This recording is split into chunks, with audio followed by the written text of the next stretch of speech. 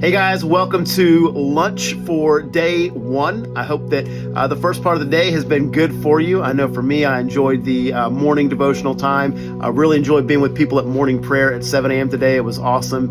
And looking forward to what God has for us for lunch today. We're going to be in the book of Hebrews once again, like we'll be through this entire 3-day breakthrough in chapter 3 for lunch. And I want to share some concepts about lunch with you. So your life may be like mine, where lunch oftentimes is just like a last minute thought. If I don't have a plan to have lunch with somebody, frequently I will find myself sometimes even skipping lunch altogether. I'm just going from appointment to appointment to appointment, or I'm working on a project and I'll work through lunch and I just forget about it. Or if I do grab something, it might be a protein shake, which is not a full meal, or maybe it's some meal that's from a drive-through that I probably shouldn't be eating. I've come to realize that the quality of my food oftentimes goes down when I'm having a meal by myself. If I compare and I contrast that to a shared meal, it's quite different. Like if I'm going to go grab a bite to eat with somebody, I'm going to make sure it's a good place. I'm going to make sure it's a place that not only has good tasting food, but has good quality food. And I'm probably not going to do the lunch in 3 or 4 minutes. I'm probably going to take, 30 minutes, 45 minutes, and really have a great point of connection with that person. There's something that happens when you share in things together. That's true for how we eat lunch. That's also true for how we walk out our Christian faith.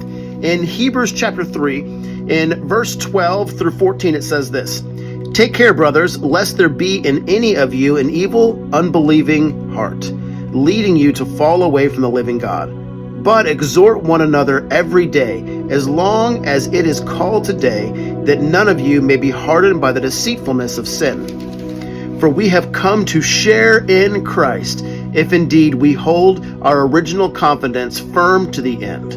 And what the author of Hebrews is saying here is that the Christian walk is best walked not alone, but in community.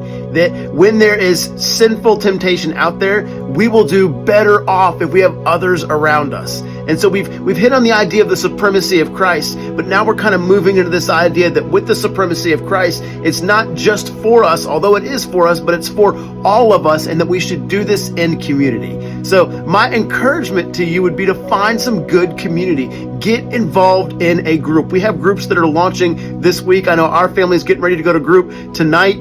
Looking forward to it. And get some people around you where you can do life with them. And if you're in that group, make sure you're not just going through the motions, but that you're actually sharing in this thing called Christ with one another. And as you begin to wrap your mind around the supremacy of Christ and also the benefit of doing life with others, you are setting yourself up for a 3-day breakthrough.